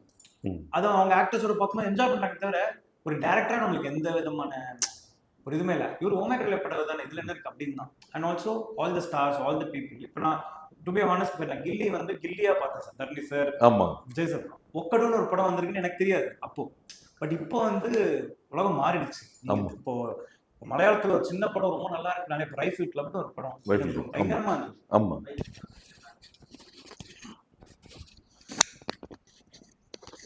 ரைஃபிள் கிளப்னு ஒரு படம் பிரமாதமா இருந்துச்சு. இப்போ இதை வந்து ரீமேக் பண்ணணுமா அப்படின்ற ஒரு கொஸ்டின் எல்லாருக்கும் வருது. இப்போ பேன் இண்டியா அப்படின்றது வந்து அங்கேருந்து ஒரு ஆர்டிஸ்ட் இங்கேருந்து ஒரு ஆர்டிஸ்ட் போடுறது இல்லை. Content pan India. Bhagyaraj sir வந்து pan Indian director, Balachander sir pan Indian director, Maniratnam sir of course pan Indian, Shankar sir of course. So இனிமேல் இங்கே இருக்கிற ஆக்டர்ஸையும் அவங்க என்ஜாய் பண்ண ஆரம்பிச்சிட்டாங்க. அதனால pan Indian. So after the success and critically acclaimed ஓமைக்கடவுளைக்கு அப்புறம் உங்கள் இன்ஃப்ளூயன்ஷியல் அப்ரோச் டுவர்ட்ஸ் டிராகன் எப்படி மாறுச்சு? எப்படி இந்த ஜானர்லேருந்து அடுத்த ஜானருக்கு எப்படி வந்தீங்க? அப்படிலாம் இல்லை சார். என்னோட type of films are the same. Emotionally driven, character arcs உள்ள படம். எப்படி ஹோம் மேக்கர் பண்ணணும் அதே தான் இப்பயும் அதே தான் பண்ணுறேன். நாளைக்கு STR 51 பண்ணும்போது அதே மாதிரி தான் பண்ணுவேன். Approach towards the film is the same. Technicalities மாறலாம், அது நம்மளுடைய learning. But the approach what I have for film is the same, which is feeding actors with great moments, what happened before, what happened after the scene, and getting them involved with the scene, and சொன்ன டைம்ல கரெக்டா அந்த டேல அந்த இதை முடிச்சிடணும். அதுதான் கிட்டத்தட்ட நம்ம கேஎஸ் ரவிக்குமார் சார் அவங்களோட பேட்டர்ன் 2.2 வருஷன் ஆஃப் கேஎஸ் ரவிக்குமார் அப்படிலாம் சொல்ல முடியாது சார், அவங்களாம் லெஜெண்ட். பட் அவங்களுக்கு ஒரு இது இருந்தது இல்லையா, ப்ரொடியூசருக்கு ப்ரொடியூசர் டைரக்டர் ப்ரொடியூசர் முதலாளின்றது. இது வந்து ஓமை கடவுளே, டிராகன், சிம்பு படம், இது என்ன எப்படி டிஃபரன்ஷியேட் பண்ணி பார்க்குறீங்க? டிஃப்ரென்ஷியேட் பண்ணிலாம் பார்க்க முடியாது சார். மூணுமே என் படம். இது மூணுத்துலையும் நான் இருக்கேன் பாமனா, என் படம். இது எல்லாருமே இதில் differentiation in terms of numbers game மாறும். பட் மூணுமே நல்ல படமாக இருக்கும், என் படமாக இருக்கும். இப்போ டிராகன்ல பிரதீப் எப்படி உள்ள வந்தார்? பிரதீப் வந்து டிராகன்ல கதாநாயகனா இல்லை கதையின் நாயகனா? கதாநாயகன், கதையும் நாயகன் ரெண்டுமே. அவர் லவ் டுடேன்ற ஒரு படத்துக்கு அப்புறம் ஒரு 100 crores அப்புறம் வந்து படம் பண்றதுனால ஒரு ஸ்டாரா வராது. அந்த ஸ்டாரை எப்படி இந்த படத்துல அடாப்ட் பண்றோம் அப்படின்றதையும் பார்த்துருக்கோம். அதே மாதிரி என்னோட பாணியில கதையின் நாயகனா அந்த கதைக்கு அவர் என்ன பண்ண போறாரு அதையும் மீறாம ரெண்டுத்தையும் பிளெண்ட் பண்ணது தான் dragon. It's a star vehicle with actor needing to perform. So இந்த ஹோமை காட்ல வந்து டிவைன் இன்டர்வென்ஷன் இருந்தது, டிராகன் வந்து வேற தீம். ஸோ உங்க process of developing characters with connecting all audience அது எப்படி அமையுது சார்? இதுலயும் ஆல் கிளாஸ் ஆடியன்ஸ் இதுலயும் நான் வந்து டிவைன் இன்டர்வென்ஷன் இருக்குன்னு நம்புறேன் சார். ஓகே, எல்லாமே ஹேப்பன்ஸ் ஃபார் த ரீசன், எல்லாமே ஒரு விஷயத்துக்காக தான் நடக்குது. அதை நான் டிவைன் இன்டர்வென்ஷனாக தான் பார்க்குறேன். ஸோ டெக்னிக்கலி இந்த படத்துல டிவைன் இன்டர்வென்ஷன் இருக்கு ஆக்சுவலா. ஆனா ஃபேண்டசியா கிடையாது, கடவுள்லாம் வர மாட்டேங்குது. டிவைன் இன்டர்வென்ஷன் ஃபேட் அப்படின்னு சொல்லுவாங்க, அது இருக்கு. சார் ஆர்டிஸ்டிக்கோட விஷனையும் ஆடியன்ஸோட எக்ஸ்பெக்டேஷனும் எப்படி பேலன்ஸ் பண்றீங்க? ஆர்டிஸ்டிக்கோட விஷன் அதுவும் ஆடியன்ஸோட எக்ஸ்பெக்டேஷன்ஸ் அது எப்படி பேலன்ஸ் பண்றீங்க? என்னோட ஃபர்ஸ்ட் இது வந்து நான் ஆடியன்ஸை கேட்டர் பண்ணணும் தியேட்டர்ல அப்படின்னு படம் எடுக்கிறேன் சார். அண்ட் பேசிக்ஸ் ஆஃப் ஃபிலிம் மேக்கிங்கை ப்ராப்பரா பண்றேன்னு நினைக்கிறேன். விச் இஸ் அதாவது நம்ம பண்ற சீன் பார்க்குறவங்களுக்கு ரிசீவ் ஆகும். நான் மக்கள், ஆடியன்ஸ், ஆர்ட் அப்படின்னு பிரித்து பார்க்கல. நான் பண்ணுற ஒரு சீன் அது மக்கள் வந்து என்ஜாய் பண்ணணும்னு பார்க்குறேன். ஸோ அங்கேயே அந்த பேலன்ஸ் பிட்வீன் ஆர்டிஸ்டிக் அண்ட் இது, because I'm keeping people in mind while doing a scene that I want. So அதனால் அது ரெண்டுமே பிளெண்ட் ஆகிற இடம் அதுதான் சார். ஸோ நான் வந்து எனக்கு ஆர்டிஸ்டிக் அப்படின்றது இப்போ ஷின்லெஸ் லிஸ்ட் என்னை பொறுத்த வரைக்கும் ஆர்டிஸ்டிக் படம் தான் சார். என்னை பொறுத்த வரைக்கும் இப்போது RRR is also an artistic film ஒன்று, ஏஸ்தட்டிக் இது. ஸோ ஆர்ட்ன்றது என்ன அப்படின்றது எனக்கு எக்ஸாக்டா எனக்கு என் புரிதலுக்கு இல்லை சார். பட் என்னோட இது வந்து என்னோட எண்ட் யூசர்ஸ் வந்து காசு கொடுத்து வர மக்கள், அவங்களுக்கு ரசனையோட பண்ணணும். ஆனா நம்ம சொல்ற விஷயத்த ரசனையா சொல்லணும். உங்க விஷன் படி தமிழ் சினிமா இன்னும் நெக்ஸ்ட் 5 இயர்ஸ்ல எப்படி இருக்கும்னு நினைக்கிறீங்க? தெரியலையே சார் எனக்கு.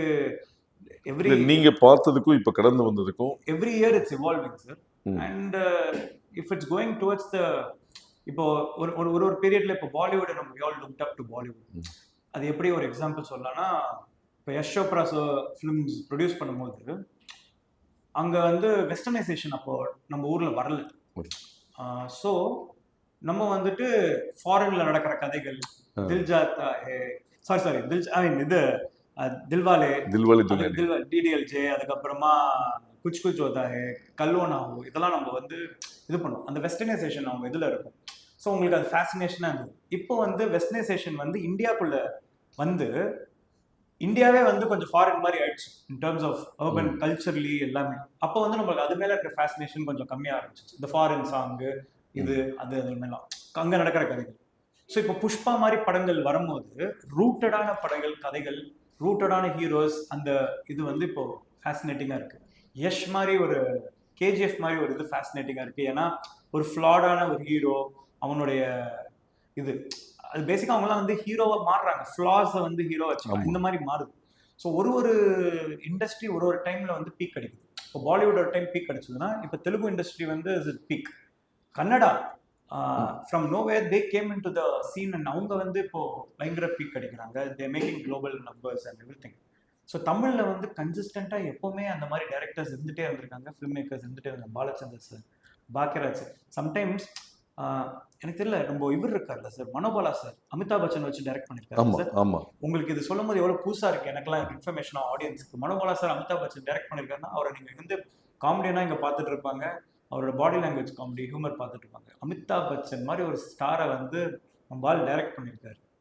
கரெக்ட். ஆமா. So which means Manobala sir is the pan Indian director. Exactly. So நம்ம ஆட்கள் வந்து ஒரு பீரியட்ல வந்து அதை கன்சிஸ்டண்டாக பண்ணிட்டு இருந்திருக்காங்க, நம்மளுக்கு தெரியல. இப்போ இப்போ மீடியால எல்லாமே தெரிய ஆரம்பிச்சிருக்கு. ஸோ உங்களோட இன்டர்நேஷனல் ஃபிலிம் இண்டஸ்ட்ரியை நீங்க இன்ஸ்பயர் ஆன ஒர்க் எது? எந்த இண்டஸ்ட்ரி சொல்லுங்க? இன்டர்நேஷனல் எது sir? International film industry Hollywood. இதுவா சார்? எனக்கு வந்துட்டு somewhere I have a fascination towards always Hollywood sir. But in terms of fascination, in terms of industry வந்து I always go back to the 1930s. It's a wonderful life. அப்போ அந்த டைம்ல இந்த மாதிரி ஒரு கதையை சொல்ல முடியும், பாசிட்டிவிட்டி அட் இட்ஸ் பீக். அந்த உங்க லைஃப் எவ்வளோ பியூட்டிஃபுல்னு ஒரு டைரக்டர் ஃபீல் பண்ண வச்சிருக்காரு சார். ஏ தம்பி, என்ன மாதிரி வாழ்க்கை வாழ்த்த தெரியுமா, இது போய் கவலைப்பட்டு இருக்கேன். 1936ல. ஆமா. அண்ட் ஜுராசிக் பார்க்னு ஒரு படத்தை வந்து 1980s அதை எடுத்து வச்சிருக்காரு ஜேம்ஸ் கேமரூன். அதாவது டைனோசரை காமிச்சு. இன்னைக்கு வரைக்கும் நான் இன்னைக்கு போய் நான் டைனோசர் உருவாக்கணும்னு நினைச்சாலே எனக்குலாம் கை வந்துடும். So the level of upgrade they have in terms of technicalities, always look up to Hollywood because they way head of us in terms of technical visual thinking. In terms of the emotion we are always superior. Sir, நீங்க Tamil cinema global recognition ஆகிறதுக்கு நீங்க என்ன contribute பண்ணணும்னு நினைக்கிறீங்க? நானா sir? நான் பண்ற படத்தை ஒழுங்கா பண்ணாலே தமிழ் சினிமாவுக்கு நல்லா இருக்கும் சார். எனக்கு அந்த உலக தரத்துல தமிழ் சினிமாவை நிறுத்தணும் அப்படின்ற ஆசையெல்லாம் இல்லை சார். நான் பண்ற படம் மக்கள் என்ன, தமிழ் மக்களுக்கு ஃபர்ஸ்ட் பிடிக்குதா, இந்தியாவில் இருக்கிறவங்களுக்கு ஃபர்ஸ்ட் பிடிக்குதா, இதுதான் சார். ஹாலிவுட் ஸ்டாண்டர்ட்ல படம் பண்ணணும் அப்படின்றது இல்லை சார். அதுக்கு ஃபர்ஸ்ட் அதுக்கான இப்போ ராஜமௌழி சாருக்கு ஒரு ரூட் கிடைச்சிருக்கு பார்த்தீங்களா, எவ்வளோ வருஷம் ஒரு படம். ஆஃப்டர் அவரோட ஃபர்ஸ்ட் படம் ஸ்டூடெண்ட் நம்பர் 1 சார், காலேஜ் படம். அதுக்கப்புறம் அவர் பண்ற படம் வந்து மகதீரம். அவர் ஸ்லோவா க்ரோ ஆகி இன்னைக்கு இன்டர்நேஷ்னல் ரெக்கக்னிஷன் கிடைச்சதுக்கு உருவாக்குது. அப்போ நம்ம என்ன பண்ணணும்னா ஸ்லோவா க்ரோ ஆகும், அவங்களாம் நம்மளை தேடணும் யாரு அப்படின்னு. அதுக்கு நம்ம இங்க நல்லா உழைக்கணும், அவ்வளோதான் சார். இந்த டிராகன்ல ஒரு டெக்னிக்கலா புது இன்னோவேஷன்ஸ் ஏதாவது பண்ணிருக்கீங்களா? டெக்னிக்கலாக சார்? டெக்னிக்கலா புது இன்னோவேஷன் எதுவுமே இல்லை சார் இந்த படத்துல. It's a proper drama film. To be honest, it's a very technically easy film in terms of making. உங்களுக்கு ஒரு already proved as a big director, அவங்கள ஆக்டரா உங்களோட 2வது படத்துல அவங்கள ஹேண்டில் பண்றது எவ்வளோ இன்ட்ரெஸ்டிங்காக இருந்தது, எவ்வளோ கஷ்டமாக இருந்தது? உதாரணத்துக்கு கேஎஸ் ரவிக்குமார், கௌதம் மேனன், மிஷ்கின். இல்லை சார், இது நம்மளோட வேலை சார். அவங்க நடிக்க வராங்க, நம்ம அவங்கள டைரக்ட் பண்ணுறோம். நம்ம அவங்கள பார்த்து ஒரு செகண்ட் கூட மிஷ்கின் சாரை வந்து பார்த்து ஐயோ மிஷ்கின் சார் வரான்னு பயந்தேன்னா நான் என்ன பண்ணணும்னு நினச்சேன்றது வராது. மரியாதை, பயம் எல்லாமே இதுக்கு வெளியே. நம்ம ஃப்ரேம்குள்ளே வந்ததுக்கப்புறம் அவங்க ஆக்டர்ஸ். ஒரு ஆக்டர் நான் எப்படி பிரதீப் வேலை வாங்கணும் அதே தான் அவங்களுக்கும், நான் எப்படி என்னுடைய செகண்டரி ஆக்டர்ஸ் கிட்ட வேலை வாங்கணும் அதே தான் இவங்களுக்கு. கௌதம் எல்லாருக்குமே ஒரே ட்ரீட்மெண்ட் தான் சார். நம்பவே. ஏன்னா இன்னைக்கு நான் வாங்கிட்டு நாளைக்கு போயிட்டு அவங்களுக்காக ஏதோ ஒரு விஷயம் நான் காம்ப்ரமைஸ் பண்ணிட்டு நாளைக்கு ஐயோ இப்படி வரலையேன்னு இது பண்றதை விட என்ன வேணுமோ அதை வாங்கிட்டு ஹாப்பியா போறது பெட்டர் சார். ஃபைன். இப்போ இருக்க மாடர்ன் தமிழ் யூத் கல்ச்சர் உங்களோட ஃபியூச்சர் ஸ்கிரிப்ட்ல வந்து இன்கார்பரேட் நடக்குமா ஸ்டோரி டெல்லிங்ல? உதாரணத்துக்கு இன்னைக்கு வந்து 2 பேர் வந்து ஐ ஃபவுண்ட் எ சோல்மேட்ன்றாங்க. ஒரு கேன்ற ஒரு விஷயம் இன்னைக்கு இருக்க கல்ச்சருக்கு வந்து ரொம்ப சாதாரணமாயிடுச்சு.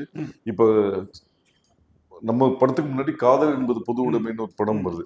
ஸோ இன்னைக்கு தமிழ் யூத் கல்ச்சர் இதுதான் விரும்புறாங்கன்ற மாதிரி இருக்கு. ஸோ உங்களோட ஃபியூச்சர் ஸ்டோரி டெல்லிங்ல இது மாதிரியான கல்ச்சரை பிரதிபலிக்கிற மாதிரி ஏதாவது ஸ்கிரிப்ட் பண்ற ஐடியா இருக்கு சார்? எதையும் பிரதிபலிக்கிற மாதிரி நம்ம கதை பண்ண மாட்டோம் சார். நம்ம கதையில எதெல்லாம் வருதுன்றது தான் sir. It's always what the story demands.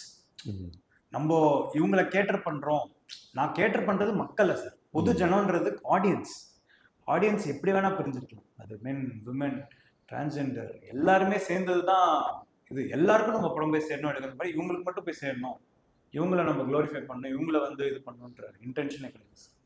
So increase of production காஸ்ட்ல உங்களோட கிரியேட்டிவிட்டி அஃபெக்ட் ஆகுதுன்னு என்னைக்காவது ஃபீல் பண்ணிருக்கீங்களா? நம்ம இப்போ நான் ஓமை கடவுளே தெலுங்குல 15 கோடிக்கு எடுத்தேன் சார். அது பிஸ்னஸ் டிமாண்ட் பண்ணுது. ஓமை கடவுளே 3 கோடிக்கு எடுத்தேன். இப்போ டிராகன் 37 கோடிக்கு எடுத்திருக்கேன். ஒருவேளை டிராகன் நான் ஃபர்ஸ்ட் படமா பண்ணியிருந்தேன்னா இப்போ ஒரு 5 கோடியில பண்ணணும்னா அதுக்கு எப்படி பண்ணியிருக்க முடியும், அதுக்கு என்ன ஸ்டார் காஸ்ட், அதுக்கு என்ன இது, என் கண்டென்ட் கெடாம அந்த படத்தை எப்படி பண்ண முடியும்னு பண்ணியிருக்கேன் sir.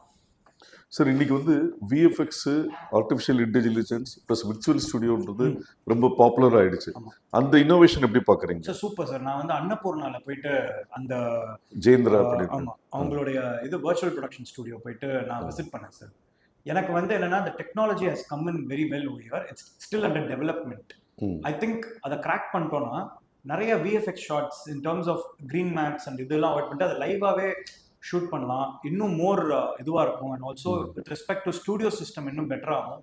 Where you can make இப்போ சில ஆக்டர்ஸ்லாம் மெயின் ஆக்டர்ஸ் நிறைய பெரிய ஆக்டர்ஸ்லாம் வச்சு நம்ம க்ரௌடில் ஷூட் பண்ண முடியாது. Studio system with respect to சிஜிஏல இருக்கிற அந்த இதெல்லாம் கம்மி பண்ணலாம்.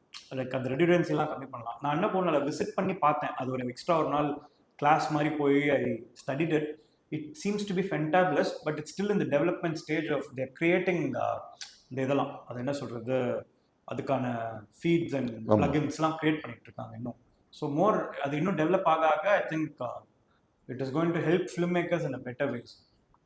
சார் இப்போதைக்கு தமிழ் சினிமா சமூக மாற்றங்களை எப்படி பிரதிபலிக்குதுன்னு நினைக்கிறீங்க? சூப்பராக பிரதிபலிக்குது சார். ஃபார் எக்ஸாம்பிள் இப்போ ரீசெண்டாக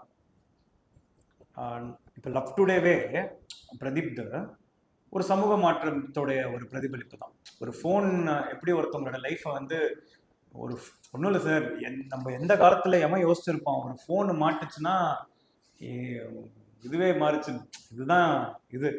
so there is always an upgrade with respect to your life and you know culture and எவ்ரி திங். பட் என்னன்னா அதை என்ன மாதிரி ஃபிலிம்ஸ் பிரதிபலிக்குது அப்படின்னு பார்த்தா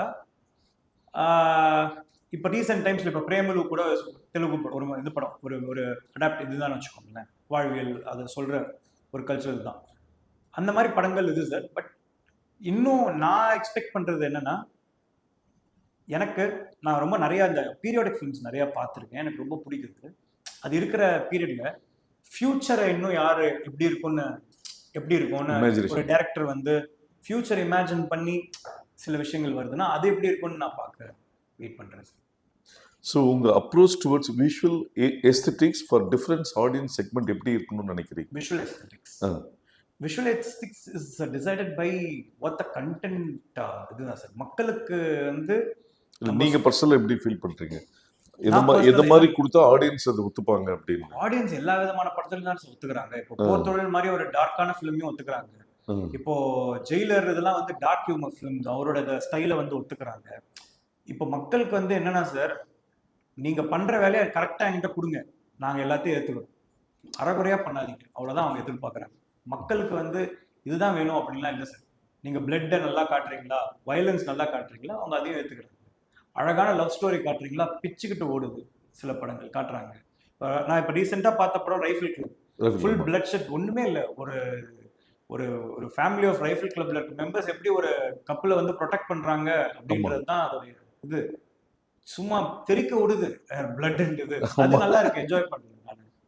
ஸோ விஷுவல்ஸ்ன்றது ஒரு ஆடியன்ஸ் எப்பவுமே இதுதான் பார்த்துப்பாங்க, இதுதான் வேணாம், இதுதான் வேணும், இதுதான் வேணான்லாம் இல்லை சார். இப்போ சில பேர் இப்போ வந்து வயலன்ஸ் நல்லா என்ஜாய் பண்றாங்கன்றனால வயலன்ஸ் படம் எடுத்து அப்படி ஃபாலோ அப் இருக்கு.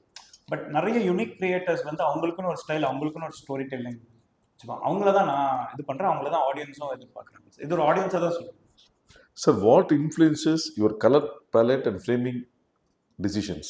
It's completely with I gave it to decades and costume design. நாங்க உட்கார்ந்து பேசுவோம்.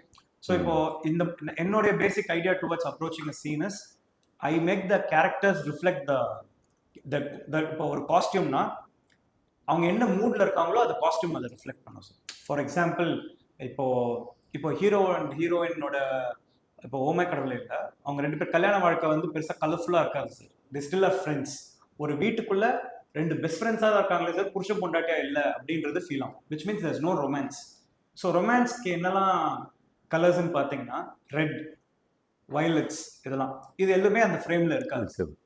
நீங்க ரெட்ன்ற கலரே படத்துல வந்து செகண்ட் ஹாஃப்ல ஹீரோக்கு அவன் மேல லவ் வரும், அப்பதான் வர ஆரம்பிக்கும். அதே மாதிரி லவ் காட் வந்துட்டு விஜய் சேதுபதி அவரு அந்த படத்துல அவரோட இருக்கிற இடத்துல ரெட்ஸ் இருக்கும் டு டினோட். இந்த மாதிரி தான் ஐ யூஸ் இது சார்.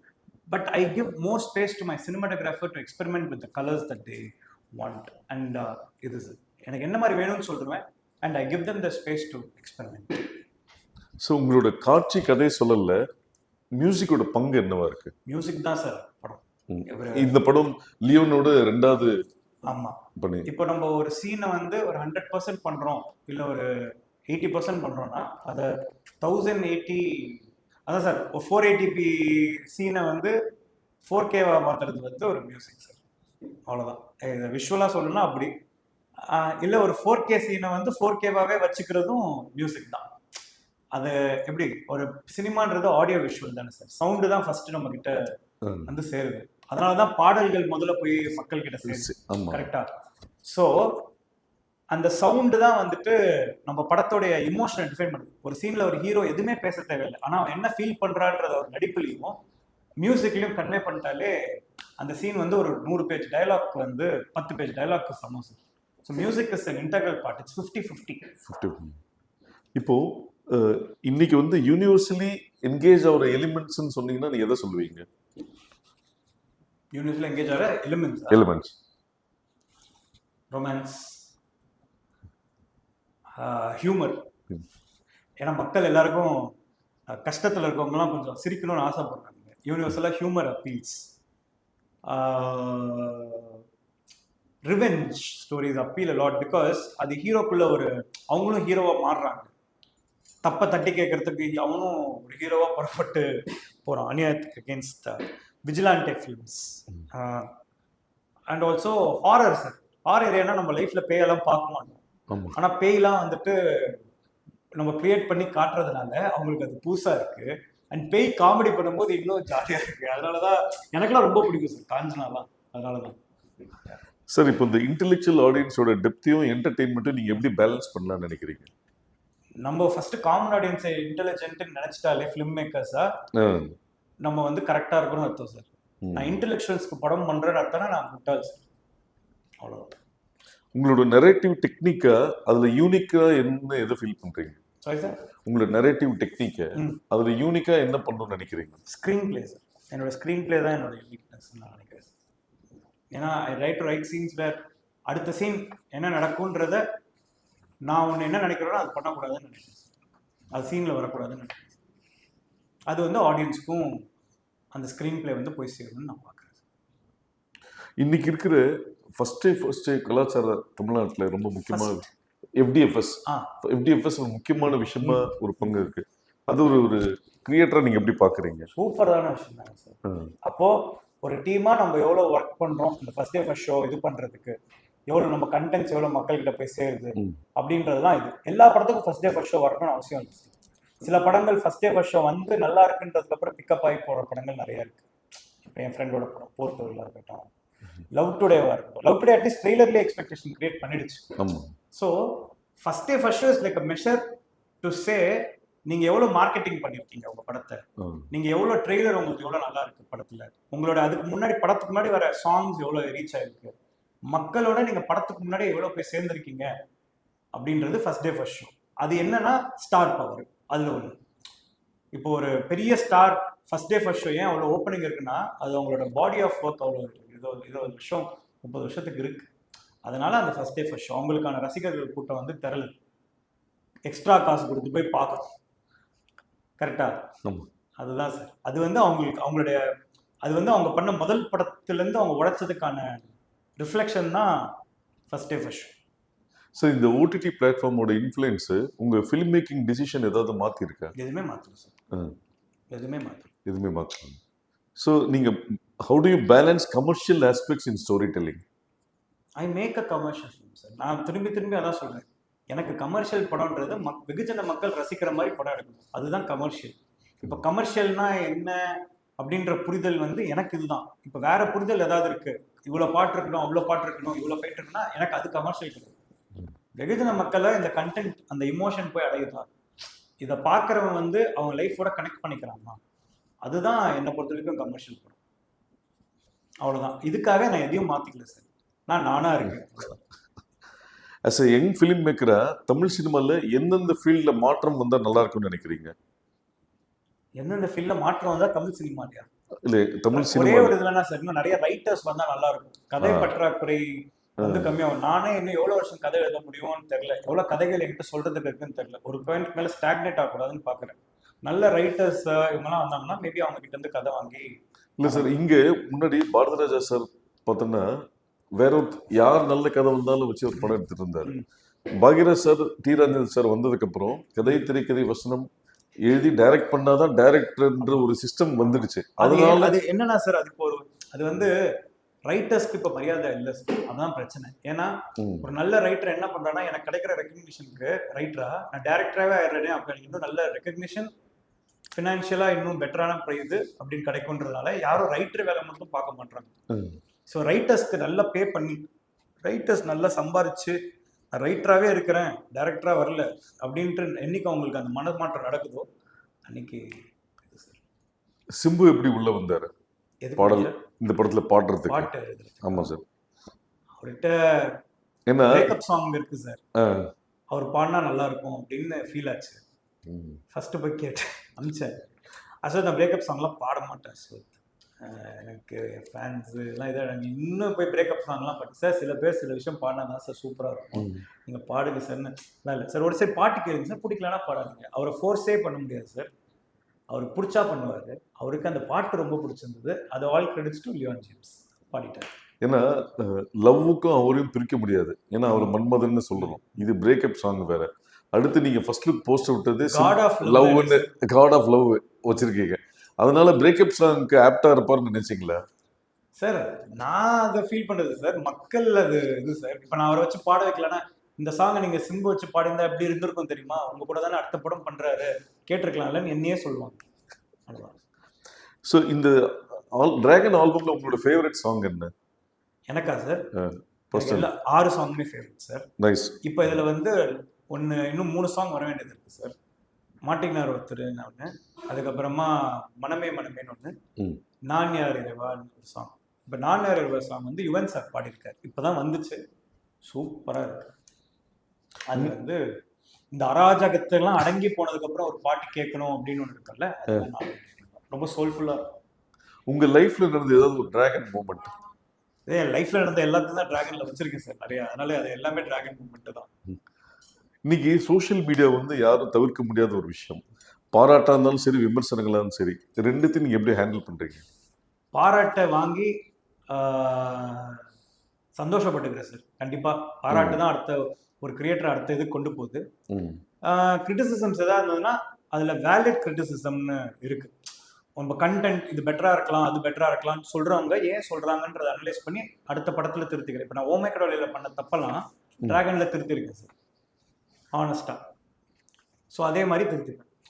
வேறென்றே இவனை கிரிட்டிசைஸ் பண்ணணும்னு பண்றவங்களுக்கு பதிலே இல்லை சார். கரெக்ட், அவ்வளவுதான். அது வந்து அவாய்டட் தான். சில பேர் பத்தின உங்கள் பார்வை? அனுபமா பரமேஸ்வரன் மிக சிறந்த நடிகர். Kayadu very professional actor. Sneha புன்னகை அரசி சார், பீஸ். உங்க cameraman? Elder brother Leon James, music director. My best friend, the most underrated musician before Dragon. Mysskin entertainment, அதாவது நாலேஜபிள் என்டர்டெயின்மெண்ட். ரவிக்குமார் சார்? பயம் பயம் பயம் மரியாதை சார், மரியாதை. Gautham Menon? Lucky charm. George Maryan? Innocent. George Maryan வந்து innocent. Innocent. Indhumathi? Mildly Innocent.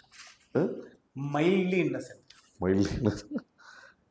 ஒரு உங்களை ஒரு ஸ்டேட்மெண்ட்ல டிஃபைன் பண்ணணும்னா என்னவா சொல்வீங்க? என்னையா சார்? ஆமா. நான் பேசுற நான் பேசுறதும் நான் ஃபர்ஸ்ட் டைம் கொடுக்குற அப்பியரன்ஸும் சில பேருக்கு அது ஓவர் கான்ஃபிடென்ஸாக இருக்கலாம். ம். ஆனால்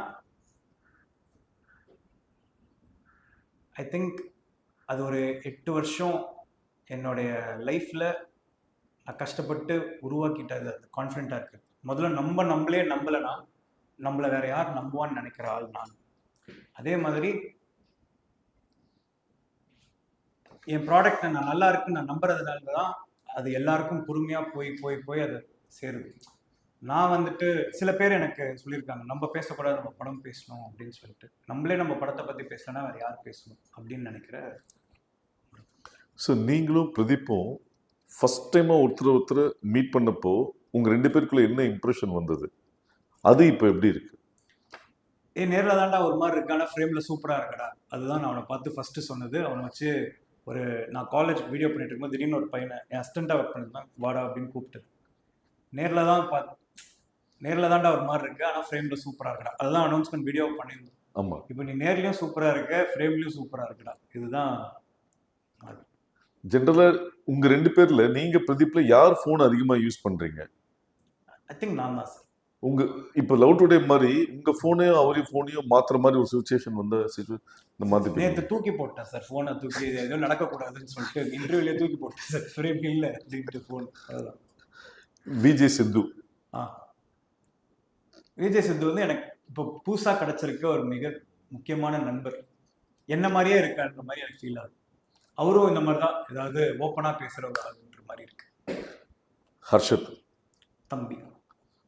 இப்போ இந்த படத்துல வர மாதிரி நீங்க படிக்கிற காலத்துல செட்டப் பண்ணி காலேஜ் பிரின்சிபல் ரூம்ல போய் நின்று இருக்கீங்களா?